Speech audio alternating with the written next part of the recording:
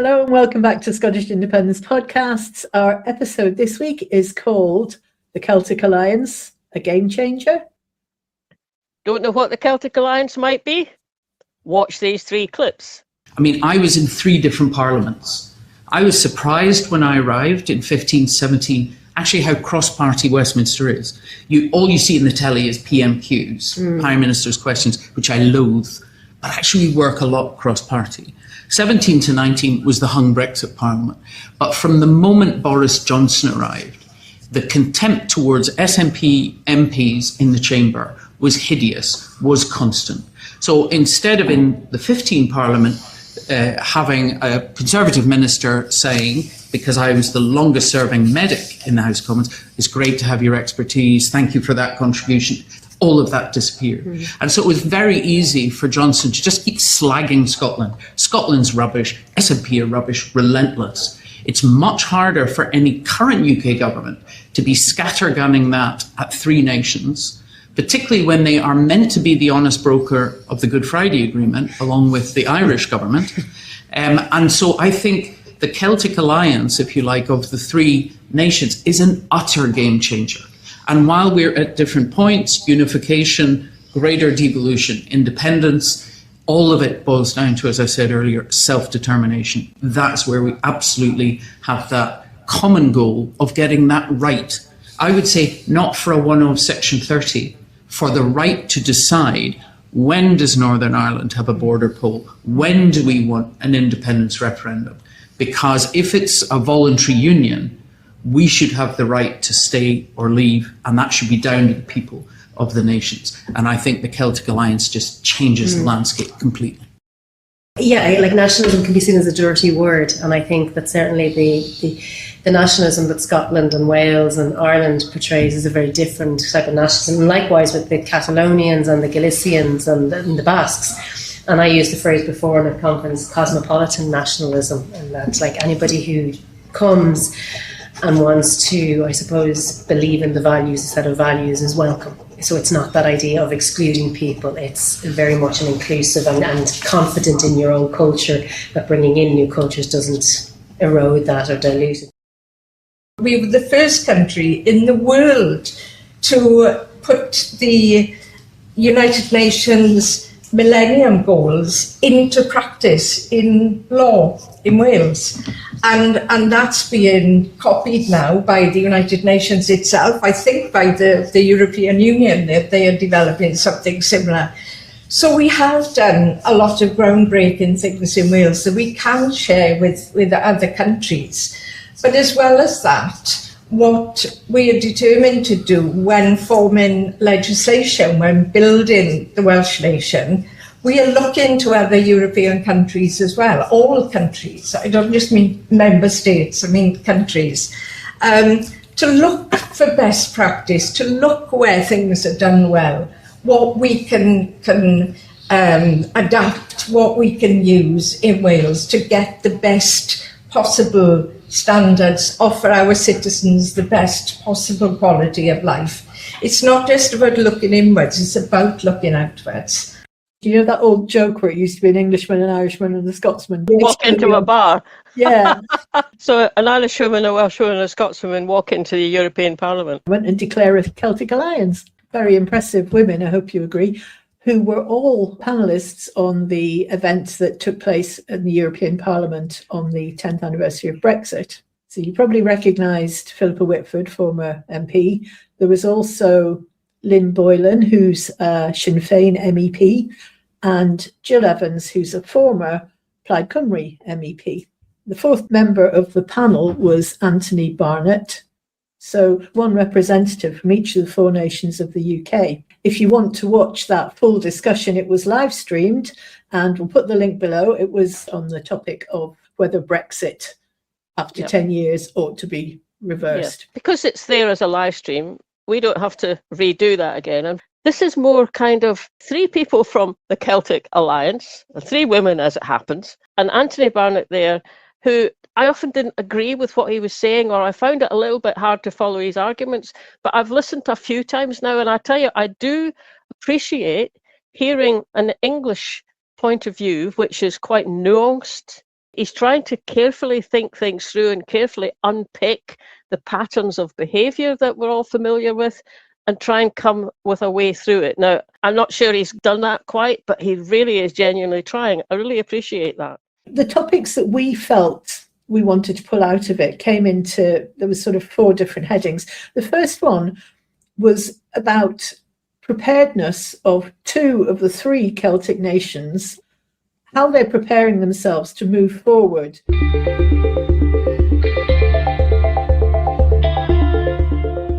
We're going to play a couple of examples of the kind of thing they're doing, and then after that, compare that to where we are in Scotland. Yeah, Right. Let's watch those.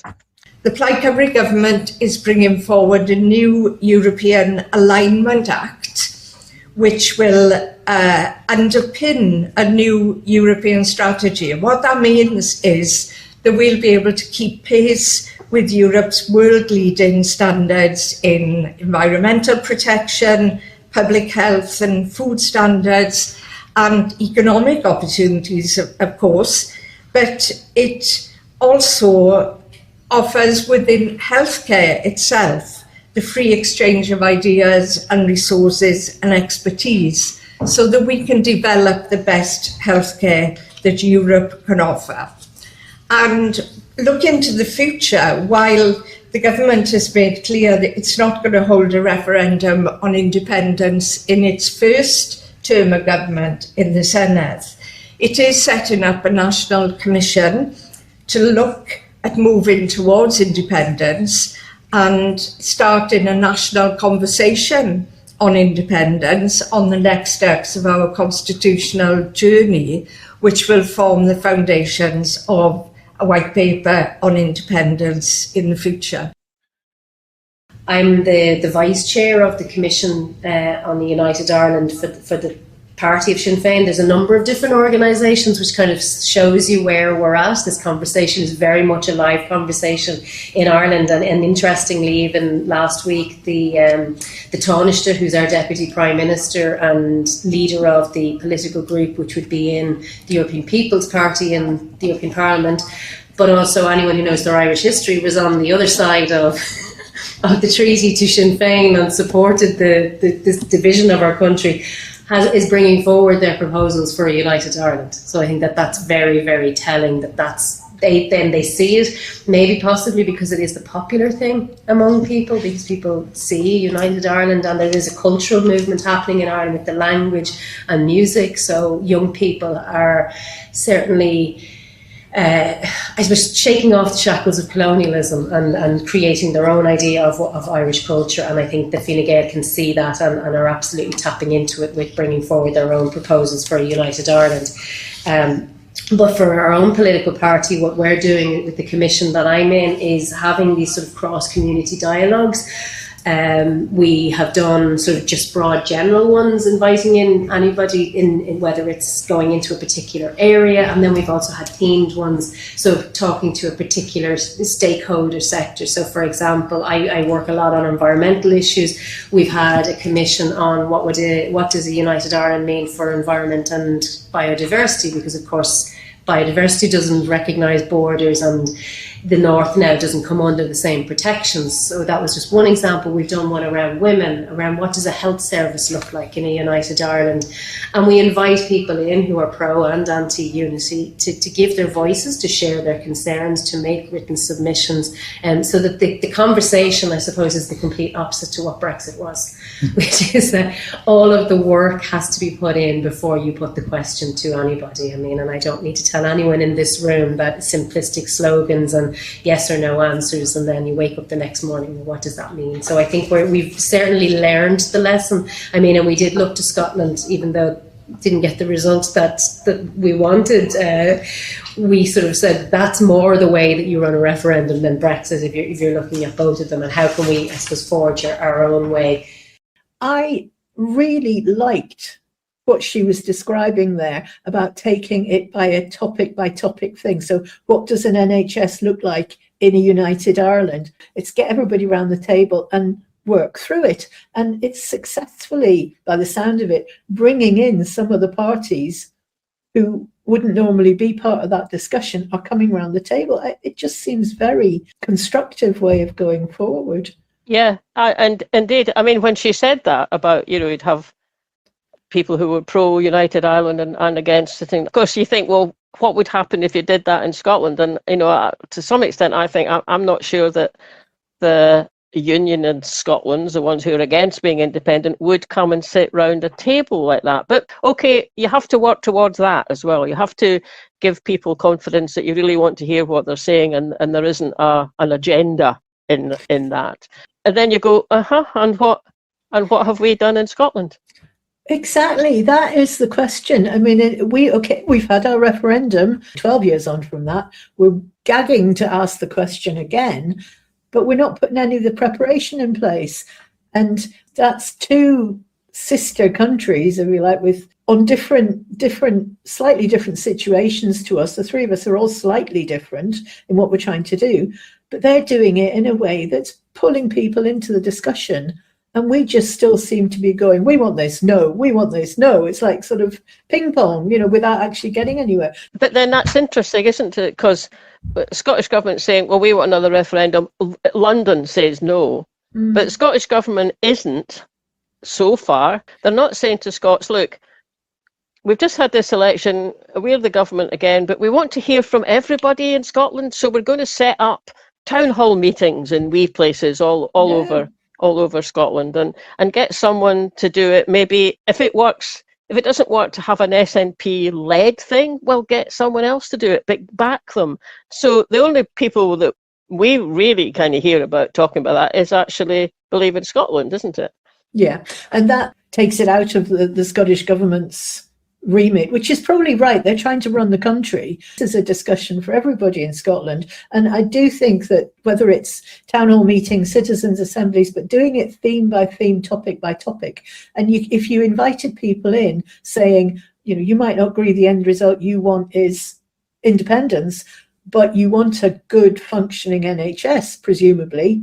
So how would you want that to be? What would you want to be in it? Because if we end up winning the referendum, you've still got a vested interest in these things working. Of course. So what would you like to see as part of it, even if you might not want it to go that route? Although Believe in Scotland, it is talking about that, and you nine, we've talked to Gordon McIntyre-Kemp. We know he's also talks to people in some of the ministers in the Scottish government. But I wonder if even Believe in Scotland isn't really the organisation to head it up, because it's obviously pro-independence. I mean, maybe it does have to be something a bit more of a civic nature, trade unions. I mean, I was going to say churches, although they're still important in communities. I mean, most people in Scotland are not members of a church, but, to bring in those kind of obviously politically neutral people, someone to head it up, we need to think carefully about who to do it. But all that does is make it really clear that it hasn't been done yet. Whereas they've done it in Wales, they're doing it in Northern Ireland, and even Fine Gael and Fianna Fáil come, getting on board with it. There was another really interesting point that Lynn Boylan described, and it was about the sort of choices that people. She was encouraging them not to think, should it be the way of the South, should it be the way of the North? It's not that black and white binary. It isn't just about tacking the 6 counties onto the 26 counties and saying off you go. I mean, from Sinn Féin's perspective, the message we're setting out for people is it's a very different republic is what we want. So this is an opportunity to reform various things, whether that's having a type of an NHS for the whole of the island of Ireland, because I think one of the barriers for people in the north voting for United Ireland, and with all of its faults the NHS has, they don't have to pay €70 to go see a GP. I mean, at the end of the day, people can have romantic and emotional attachment to United Ireland, but they also comes down to cold, hard facts as to how is this going to benefit me or not. So I think those questions, that's why we're trying to do all of that preparatory work, but also set out that message of hope that things can be better. Don't look at the Republic. Yes, it's a booming economy, but it's an economy that we have huge GDP, huge surpluses in money, but we don't have proper public services. We get very, very little for our taxes in the south. So do not, in the conversation, don't look at the south and go, that's what you're going to get. And equally, for those in the south, we're looking going, the north's a basket case, it's, they can't get on with each other. Well, no, I mean, it's the nature of the dysfunctional arrangements that's been put upon them by Westminster and Britain. So that's where we're at, and trying to set that vision out, that it's something new and it's something hopeful and something positive and very inclusive as well. So it's not just about the sort of a white version of, or petty nationalism. This is, as I said at the start, that cosmopolitan nationalism. If you want to live in the island of Ireland and contribute to the society and share a set of values, you're welcome. That's just so positive. So positive. I know, it's great. That was really good. But that whole message of what do you want and how do we make it better? We sort of know that often the way to make it better is by being independent, and you can't actually get to that point if you don't have the powers to do it. But primary discussion being about, what do you want? What kind of Scotland do you want to live in? Do you want the NHS to be better, or how would you do that? And that's kind of would be the way to start off. I just listen to that, and I must say I get a bit pissed off. Let's be blunt about it. Pissed off that in 12 years, Scottish government has not instigated that. And I know, you know me, I'll sit and say, well, come on, they had a lot to deal with. There was Brexit and then it was COVID, but actually something could have been done, and it's lost time. And I think the point she's making there about, don't think it's got to be the way of the south and don't think it's got to be the way of the north. We've got to create something new. How you could adapt that to Scotland says, don't assume that it's going to be just like the devolved government we've got, because it might not be the same parties, it might not be the same individuals, it certainly won't be the same legal framework, it won't be the same financial situation, we won't be a devolved parliament. So it's not a question of that or Westminster, it's a question of something better, and which brings you back to your question, what is it that we want? So, but you're right, where is this happening? Where is this happening? Exactly.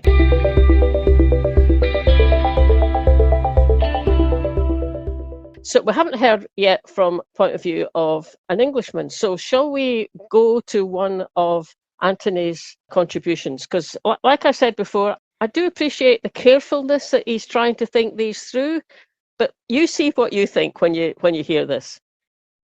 By contrasting the call for independence of Scotland, I'm saying this as an Englishman, in the original call in 2014 and what this means today. And I was a supporter, I was in Scotland for the referendum, but there was something divisive and, even if in a healthy way, antagonistic about that call. Alex Salmond did everything he could to ensure that it was as unantagonistic as possible. There would be the shared monarchy, a shared currency, membership of NATO, but nonetheless it was a call for independence in a cool way from England, and because England was still within, or what would have been the rest of the UK would have been in the European Union, to have left the European Union altogether. And today we are in a very different situation because of the tragedy of Brexit. And what this has meant is that today the call for independence in Scotland is not a call to leave, but a call to join. It is a positive call to become part of our home continent. And it is a lesson which the Welsh have learnt, or in some ways are pioneering it, for the English. And one way of putting this is to see that the call for Scottish independence now is a call to lead the archipelago back as independent nations into the European Union. And I know that this event opened with the question, can Scotland, Wales and the north of Ireland lead England back into the EU? From Sinn Féin's perspective, I think this is not the question we're asking, and I imagine most of the pro-independence movements feel the same. because I don't think the focus should be on coaxing Britain back into the EU, but more about forging our own pathways back to EU membership.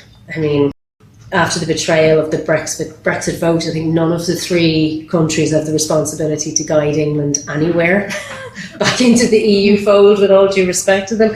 And the fact that all three devolved administrations are now led by pro-unity, pro-independence parties show that that is where the people of Scotland, Wales and the north of Ireland are at too.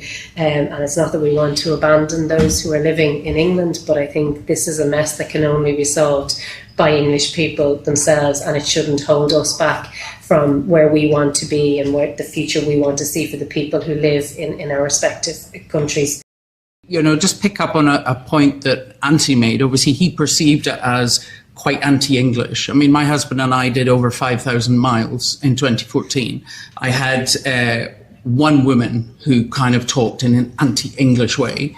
Our focus a bit on Westminster, because we see that they make all the decisions and we get dragged around like a wet rag, and we don't get to control our own future. And if you want to control your own future, you have to be in control of it. But actually what Scotland was doing throughout 2013-14 was, what kind of nation do we want to be? What is our future? It was actually very forward looking and going right back to Winnie Ewing. It wasn't a closed in exclusionary. It was stop the world, Scotland wants to get on. So while we might have had to go through quite a complex process to eventually get back into the EU, our vision was Scotland at the table in the UN, at the table in the EU, and obviously had changed policy that we would also be at the table in NATO. So it was to be outward looking, not to be keeping people out. And I think that, what draws the three smaller nations together, who are all at the moment slightly on different channels, is self-determination. It's that we should have that right to choose our future. I mean, I have to say I agree. I don't quite see it as our duty to drag England back. But I think if the other three nations enter the EU and are seen to be benefiting, that benefit is going to be literally in the house next door. And therefore, that will be something that becomes more and more pressing, particularly in the north of England, in the poorer parts of England, going, how come them and them and them have got that and we don't? After I heard Anthony describe the 2014 campaign as being anti-English, so I went through it, and that wasn't my experience of it. We weren't asking England what it thought. We were trying to find out what we thought, and we had this vibrant conversation with ourselves. I mean, in Glasgow, if you get on a bus next to a stranger, it's absolutely normal to be talking to them, but it's not normal to be having a conversation about, what do you think? Do you think we should join the Eurozone if we go into it? Would that work? Or what about our own currency? I mean, it was vibrant. And I really don't think it was anti-English. And I don't think Scots are anti-English, but I guess they're anti-Westminster, and that may feel like it's anti-English because Westminster is also the English Parliament. That was Anthony Telt. Yes, it was, by everybody round. I know, by everybody, wasn't it? And I mean, it's the first time I've met the man, but I just pick up on his genuineness. Genuinely wanting to think this through, looking at three other next door neighbour nations and thinking, how will that affect us? And he's well aware of the shortcomings of some of the behaviour from English politicians. I mean, he obviously understands why we get annoyed, but there's just something that he doesn't quite get. It's strange, isn't it? Anyway. It is strange, but he listened. And he did listen. Hopefully that's given him something else to think about. Yes, he did listen. And I mean, he said immediately after that, oh, actually, that's really a useful way of putting it about it's anti-Westminster, not anti-English. So, and actually, I read it. He's written an article post this whole trip to Brussels, in which he kind of says that he's realised it's more to do with being anti-Westminster rather than being anti-English. So I'm glad he got that bit of it anyway. Yes, and it just shows that the English mindset is in yet a different place from where the rest of us are, and we're trying to go ahead to something better. We're not doing it to spite them, and that's where they kind of haven't quite grasped that they can do what they want. They can do what they want, as long as we can do what we want. We wish them well, but we would like to be able to do what we want. And that perhaps leads us in really well to the next group of clips.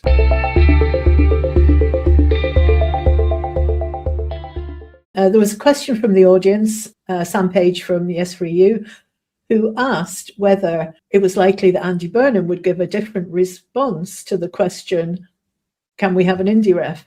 When the First Minister of Scotland went to see Keir Starmer a few weeks ago and asked for a referendum based on the outcome of the last election, he said no. What would happen, Anthony, if you went back now and asked the same question? I think you would get the same answer, but I think it would be put in a more constructive way. But I don't think at this moment Burnham is going to support such a demand. But what he might try to do, is he might say, we are now in a process of developing our policies of regional development and of devolution. And there is some discussion about what happens with the House of Lords and how do you replace it. I'm sure that he will wish to see Scottish independence, in quotes, expressed within the United Kingdom rather than seeing a referendum for it to rejoin the European Union. But he himself is a genuinely pro-European politician. So this problem will have to work out. But I don't believe there's a short-term solution on offer. I mean, an independent Scotland within the UK is not an independent Scotland. I don't get where he's coming from. He refers to, he wouldn't want to see a referendum on rejoining the EU. The referendum is not going to be on rejoining the EU. The referendum is going to be us being independent quite soon after, but maybe not like within a year or two. But we will need to have a referendum about rejoining. But that's the second step. I mean, that's a very strange thing. That in his mind, it seems to be that the Scottish move at the moment, 14, 12 years on, is about rejoining the EU, as if it's not about being independent. But it's just a bit odd. It is, and it kind of links back to the previous answer he was given when he was talking about Scotland's job to lead the archipelago. Well, that might be a benefit of it, but that's not what we're doing it for. We want independence, and that's indeed. I know. And Philippa actually responds to him. I think even if the attitude changes, there was a vote in the Scottish Parliament where a majority voted for John Swinney to request that Section 30 order, and the answer came back in 15 minutes. No. That is such a no, fingers in our ears, we're not thinking about it. So even changing a narrative, moving into a position of dialogue, even if it's not active consideration, would already be progress. We had that from the Conservatives. There was a lot of disappointment in Keir Starmer and his government's attitude to Scotland. Andy Burnham, as with everything else, has a chance for a reset. 12 minutes from the Scottish Parliament news session calling for powers for a referendum to have a response from number 10 Downing Street, basically on the bike Scotland. Shortly after that, I don't think it was the same day, but quite soon after that, I heard Michelle O'Neill, First Minister of Northern Ireland. I think it may have just been a press conference, but she talked about that, and she stood there and said, it took 12 minutes to get an answer, to say no. And there was the First Minister of Northern Ireland going, that's not democratic, that's not giving the Scots Parliament a place. We have to be better than that.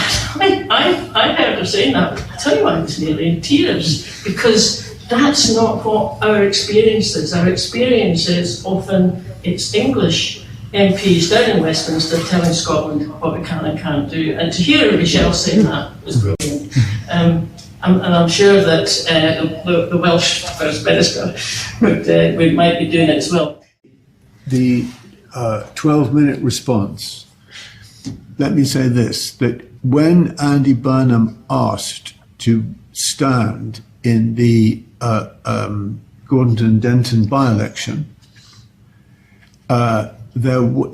because he was a mayor, it had to go to a subcommittee of the Labour NEC where he had to ask permission as to whether he could put his name forward. And that met on a Sunday morning. I was in Manchester trying to meet Burnham at that moment, so I'm very conscious of it. It met at 11 o'clock, and Starmer opened it by saying no. And that was that. It was just dismissed. So Starmer's rigidity, one of the reasons why he has failed as a Prime Minister, is his incapacity to understand the arguments that have taken place, to be political. And that failed. And I think that that attitude can no longer be sustained. And instinctivly, I mean, I think he's unproven. So I'm not a Burnhamite, I'm not a member of the Labour Party, but that a man who is arguing for proportional representation is unlikely to take the same cultural attitude. And that attitude is one that is completely destructive of English as well as United Kingdom interests, and it is unsustainable. I think that what the 12 minutes or 15 minutes demonstrates is a complete lack of respect, that obviously you're talking about being almost inherent in how Starmer behaves.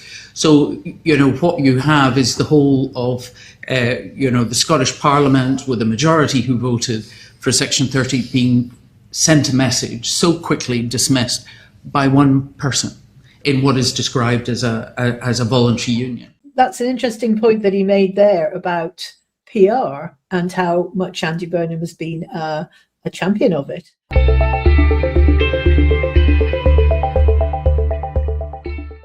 But to what extent is proportional representation for England almost as important as the discussion for self-determination for the nations of the UK? Because to me it seems to be a key for deblocking some of these discussions about crazy winner-takes-it-all centralised politics.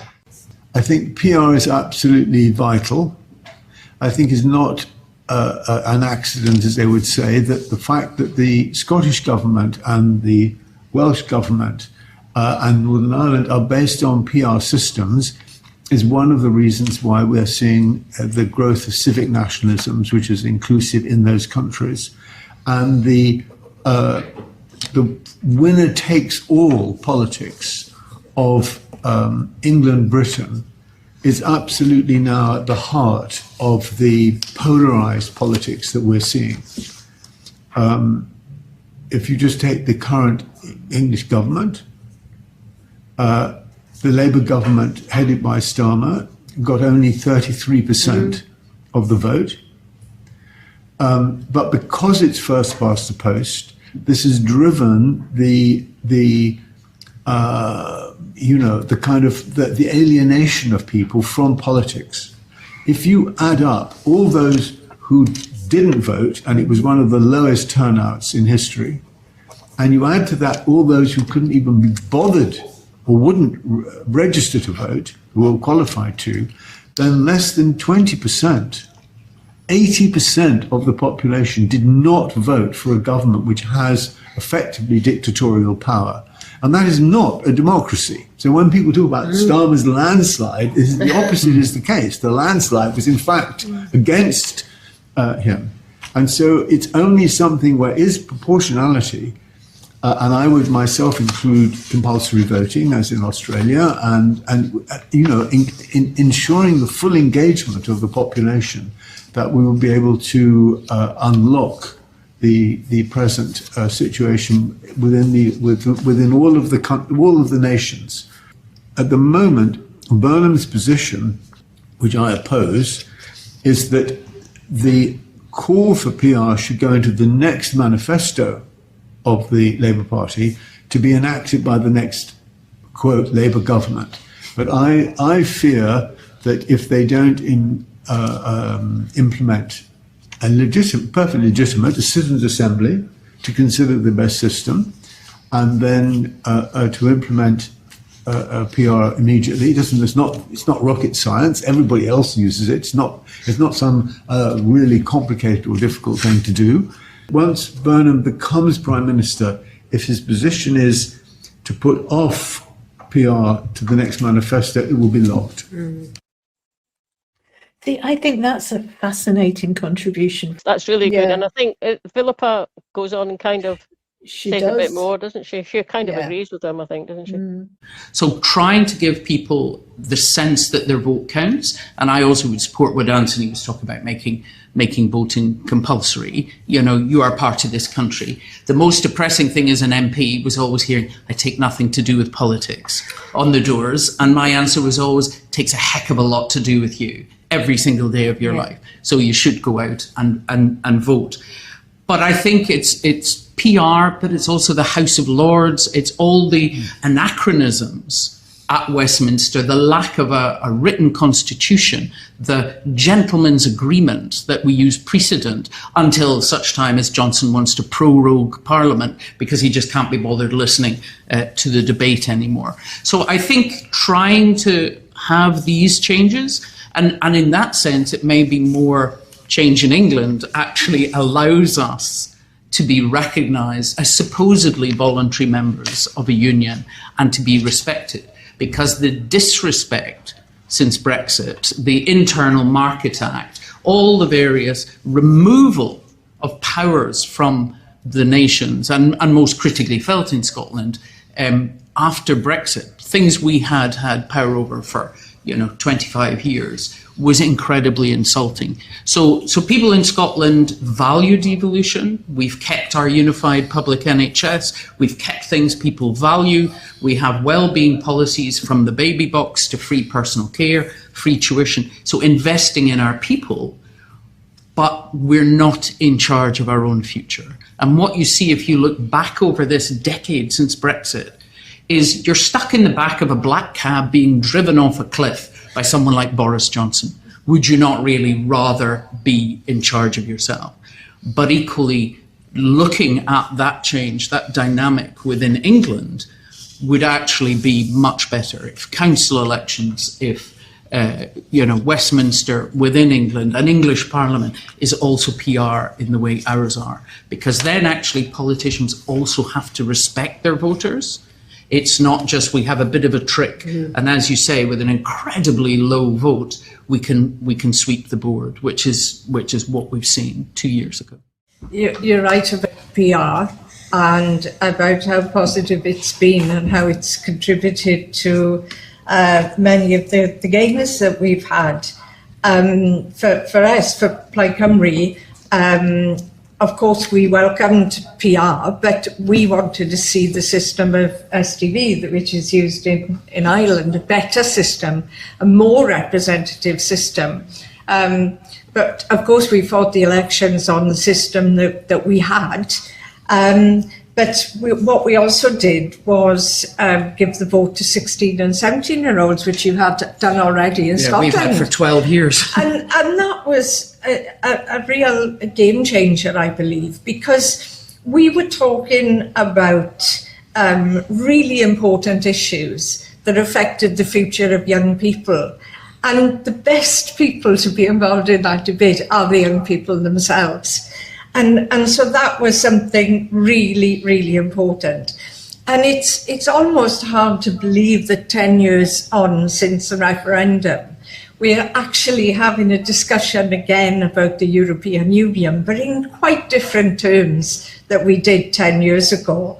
It's a different kind of debate, which is, I think, based on respect, based on solidarity, and more than anything, based on hope. And it's a real, real challenge to make politics exciting these days, especially for young people.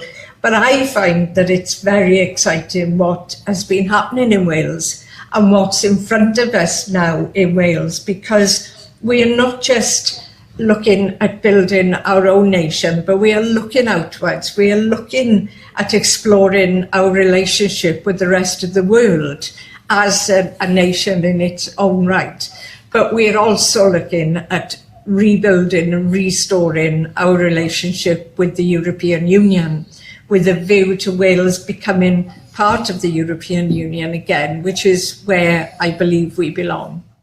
So there's a couple of things that struck me in that was, well, first of all, Philippa saying, proportional representation means that politicians have to respect their voters because, it's not just like, you get 30% and you've got pretty well, as she said, a dictatorial system. They can do what they want. Yes. I mean, there's not much to hold them back except themselves, but different if it's a PR system. So that struck me. Then when Anthony said, talking about Burnham, if Burnham becomes PM and he's still holding to do it after the next election, that will be locked in. So we know now that that is still his position, and he's going to be PM on, well, a day before this podcast goes out, he'll be PM. So it's locked in, and that's something to really, really seriously think about. And I saw some polling data that came through just yesterday, UK polling, and Labour would be back to being the highest, have the highest number of seats, but way, way short of being an overall majority. They couldn't get an overall majority unless they're in alliance with Lib Dems and the Greens and SNP. So maybe at that point, if nothing has shifted before then, maybe at that point that is, you want our support, you know what you have to do with it, Mr. Burnham. We're only coming into this if there's a referendum. And we've already heard that, Ireland is thinking if there's going to be a border poll, maybe 2030, okay, they're having a border poll. Let's us have a referendum. Absolutely. So, So that's us to the end of our Tales from the European Parliament. Yes. And as we said before, if you want to watch the full discussion, it's there on the live stream, and it is interesting to listen to. But we just were quite fascinated by these sort of themes that perhaps weren't intended to be part of the discussion, which were very interesting that they came up. Should we give Lynn Boylan the last word before Let's do that? We've said enough about the hope and building the vision for whether it's a united Ireland or independent Scotland, independent Wales. So the only thing I'll say is that the future is Celtic and the future is PR. Thank you for that, Lynn. But we should also say that without the help of the EFA or the Greens and EFA alliance group within the MEPs, this wouldn't have happened. So we just need to say thank you so much for the effort that you put in, making room bookings and what have you, and in particular to Roku Garobe. Now, Roku is the Secretary General of EFA, and he's also the EFA Greens Group Deputy Secretary General. So he sat in on the evening meeting and he said a few words at the beginning, didn't he? So shall we just include those? We will. And this is a lovely phrase that he used. I thought this was very welcoming. What we are going to celebrate today, or what we are to commemorate today, is the 10th year of the Brexit referendum. But I think it's good that today we have pro-European people who were dragged out of the EU a couple of years ago, and as it was said, when the MEPs left the Parliament, we'll keep a light on in the Parliament, and this house is your house. It will be forever your house until you come back, and the sooner the better for us. But we are really happy to organize this conference with you today and to hear from your side your perspective and the journey you want to continue now. And I don't want to be too long, but on behalf of my group, the Green CFA group, we are very happy to hear your voice today in your house. Thank you very much. This house lovely. Is your house. I love that. Thank you so much. Yeah, that's lovely. It is lovely, isn't it? And he did a fair bit of work in the background. So thank you, Roku. Yes, many thanks. That's the end of our European Adventures. coverage.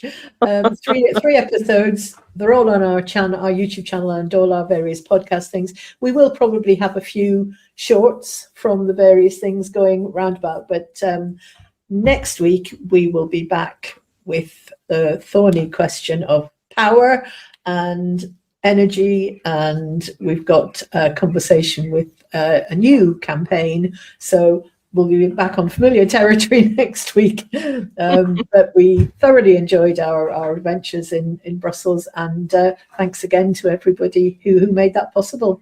Thank you. Yeah.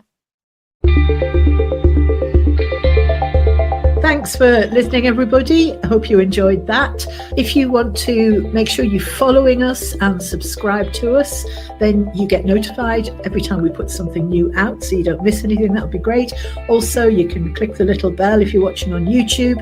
And sign up for our mailing list. You can do that from the website, and we always send one out at the beginning of each month to tell you what's happening. Last but not least, you can buy us a coffee on coffee.com.